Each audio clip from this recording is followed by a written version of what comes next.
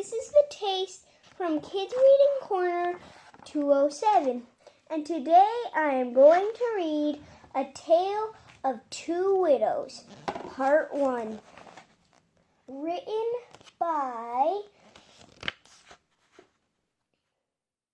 Calliope Glass and illustrated by Michael Frare, Angela Calliope,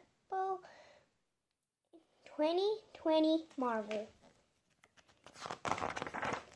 High up in Avengers Tower, Nick Fury, head of S.H.I.E.L.D., was conducting his weekly brief with the team. Suddenly, Fury's comms lit up. He said to the team, his face worried. I've just gotten intel that Black Widow has been spotted in Russia.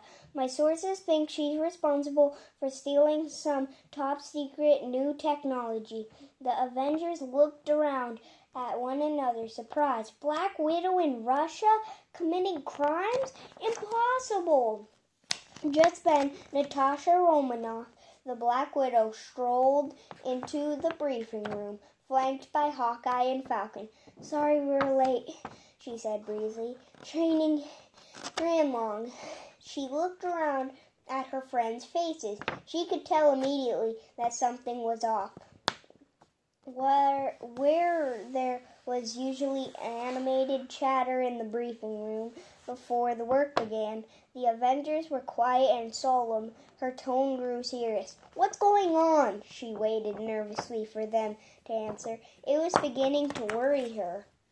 The team reluctantly told Natasha there was a Black Widow spotted in Russia who was suspected of stealing cut-edge tech, and that Fury was headed there to investigate the sightings. I'm going with you, Natasha said simply. By being an Avenger means a lot to Natasha. She wasn't going to let an imposter ruin all of the hard work she'd done to overcome her past. Natasha sighed as she boarded the Quinjet. A little while later, she didn't like Russia, but at least there were blimps there. The Quinjet touched down on a secret airfield outside St. Petersburg. Nobody was supposed to know they were there. But when Natasha climbed out of the jet ahead of Fury, someone was waiting on the tarmac. It was a figure wearing an exact replica of Natasha's Black Widow suit, her face covered with a mask. That must be you. Her, Fury said. Get back on your paper airplane, the figure said, waving a disdainful hand at the Quinjet. Go back to America. Who are you? Fury demanded. He strode toward the figure. How did you know we'd be here? Natasha hung back watching. Hearing the masked voice figure gave Natasha a strange sense that she somehow knew this person. A bank of fog rolled in and swirled around the imposter. Black Widow, leave, a disembodied voice said. Now, when the fog cleared, the imposter was gone. Fury turned to Natasha. I don't like this, he said. Natasha didn't like it either. Natasha and Fury spent a few days investigating.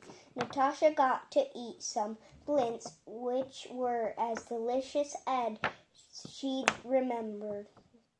But they didn't get any closer to finding out the identity of the figure in the Black Widow suit or locating the stolen tech.